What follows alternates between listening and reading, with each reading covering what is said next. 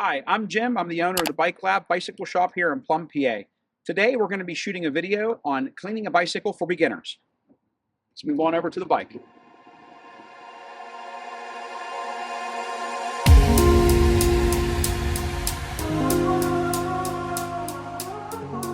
First step of cleaning a bike for beginners.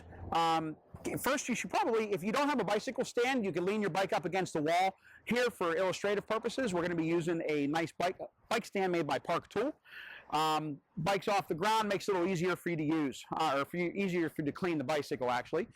Today, we're going to be using a pressure washer that is approved for bicycles. So before we get yelled at and say you're not supposed to use a pressure washer on a bicycle, they do make lower PSI pressure washers that are allowed to be used on bikes. First step we're going to do is just completely wet the bike before we put the soap on. And Drew's going to go ahead and wet the bike out.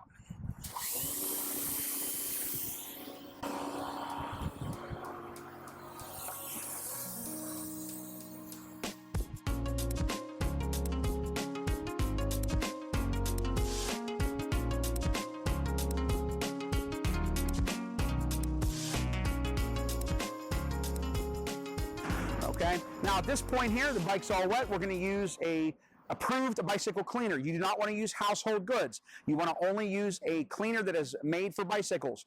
They are special soaps that do not ruin your bike. This is Muck Off Nanotech Cleaner in our own spray bottle. Drew's going to go ahead and soap it up.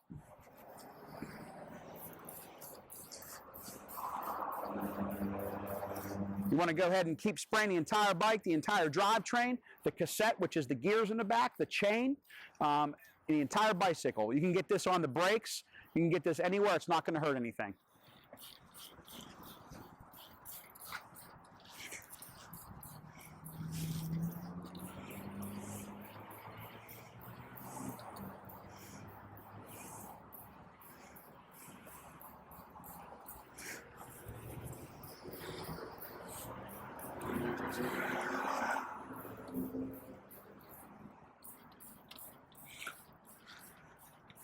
Okay, now that the bike is soaked, this is a period of time that you should allow the soap to soak for about 3 to 5 minutes before you actually start using a sponge in your brush. So, for illustrative purposes, we're just going to go ahead and move on to using a sponge on the frame and the rest of the bike. And you want to use a separate brush for the drivetrain. Drew's going to go ahead and start with the drivetrain, and we have a special drivetrain brush made by Park Tool that is very, very, very stiff. And this is made to get grease and dirt out of the chain and out of the rear cassette, okay? It's actually angled a little bit, too, to match the angle on the cassette. So Drew's going to go ahead and scrub the drivetrain and the chain.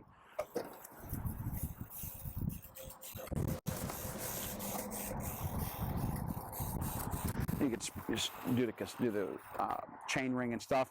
Well, want to make sure you get the chain ring, get all the teeth on the chain ring.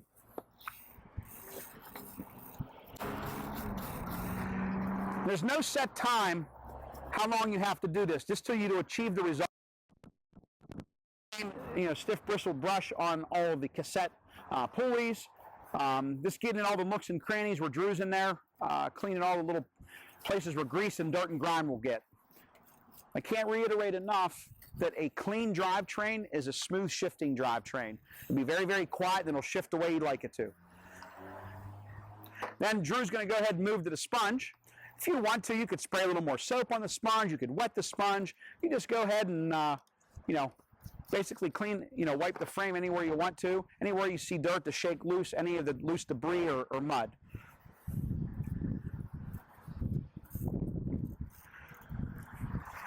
Again, a lot of people will spend a lot of time cleaning their bicycles. We're just trying to give you a quick overview on the process of cleaning your bike. A lot of people will pull the wheels and stuff off. Spend hours cleaning their bicycles. Like I said, we're just trying to give you the basics so you know what you can and can't do. Big things I want to point out in this video is using a different sponge or a different brush for the frame than you use on your drivetrain, because there's grease on that brush, and you want to make sure you use soap that is approved for bicycles. If it's not approved for bicycles, do not use it. All right, now that the bike is all sponged and wiped down, looks pretty good, Drew, we're going to take that pressure washer again and make sure we get all of the soap off the bicycle.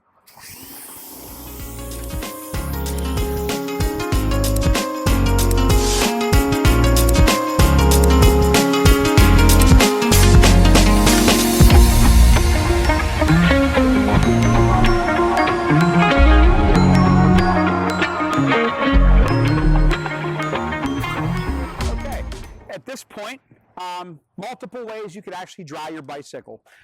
For video purposes today, we're going to let the bike just basically drip dry and air dry out in the sun. You could use compressed air if you're in a hurry and you want to get all the water out. You can use a towel and so forth. But for today, we're going to actually just let the bike sit out in the beautiful weather. It's nice and dry out. We're going to let it drip dry, and then we're going to get right into lubing the drivetrain. Hi, welcome back. The sun has done its job, and the bike's nice and dry, and we're going to jump right into lubing the drivetrain. All eyes on Drew. He's going to be using a bottle of oil here that we like to use called ATB. You could use your oil, whatever your choice is on oil. There's a lot of great oils out there. We specifically like this style oil here at the shop.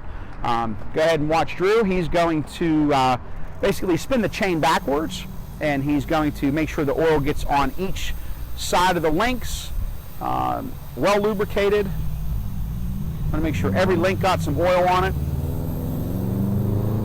And once you do that a few times, and you run it backwards a few times, you can see that the oil's all over the chain. We're going to go ahead and cap our oil up, and then we're going to take a rag, and we're going to wipe the excess oil off. You're going to say, wait, why are we doing that? Less is more. An outside of the chain being lubricated does not serve any purpose. You want the inside of the chain to be lubricated. That's where all the friction takes place. And you want to wipe off as much oil as you can. Do that until your rag runs pretty dry.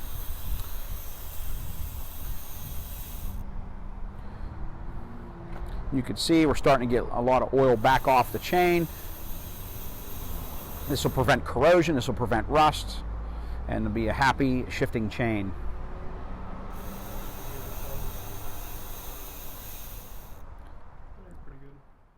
All right, moving on with the same oil. Some people at this point, it's all again personal preference to the bike owner. They like to put some oil on some of the fasteners because moisture can get trapped in these screws. You can take a little bit of chain lube, put some in the head, because a lot of times you'll see on a bicycle these chains, or these bolts are actually, you'll see the heads of these rusted because there's water that sits in there. You could go ahead and just put a little bit of oil in there. You don't have to do this if you dry it very well, but we're just showing you for illustration purposes that this is okay to do. You could also lubricate if you decide you wanted to. You could lubricate your brake levers at the pivot points in here. You could lubricate those pivot points in there so they're nice and smooth. Pretty much the sky's the limit. Your bike will love you if you take care of it. And then with that being said, kind of doing a safety check. We like to call it our ABCs. You check your air, your brakes, and your chain. We'll go a step further and call it the D, ABCD, for your derailleur, which is your drivetrain right here. Basically, you know, you're going to have a floor pump. You're going to use the whatever method you like to put air in your tires, your desired pressure. You know, give the tires a good squeeze. Make sure the tires aren't flat.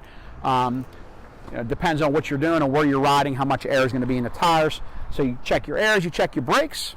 Kind of give the brake levers a good pull. Make sure they do not come all the way back to the handlebars. Make sure they stop at a certain point and you feel like you got assertive good brake pressure. Then of course your chain and your derailleur, you just want to basically, you know, run through the shifting, make sure things are good.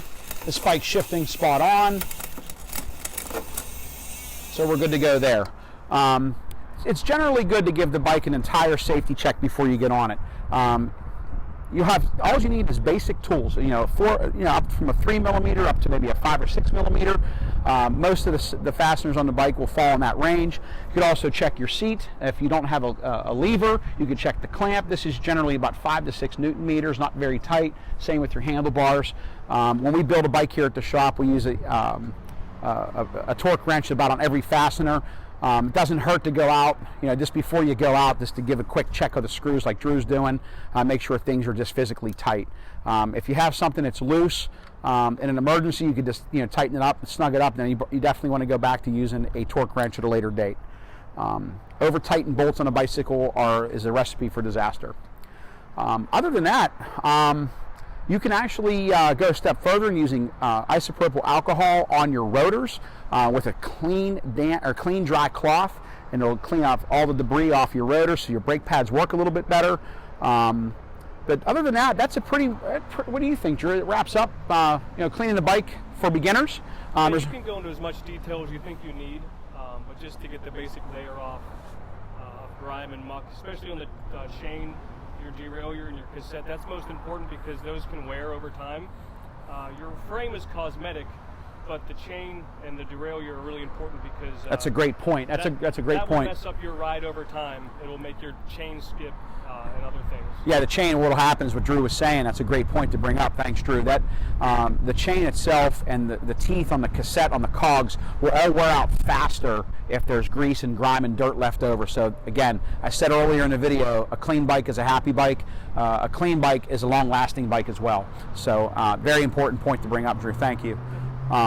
Other than that, I think that wraps up basic cleaning and basic maintenance for your bicycle. Again, we'll probably have videos at another time to do different processes a little more in depth, but we wanted to make sure you understood, what you can and can't do when you pull the hose out, you pull the soap out, you pull a brush out, what you can and can't do to make sure your bike's happy. Okay? Thanks a lot.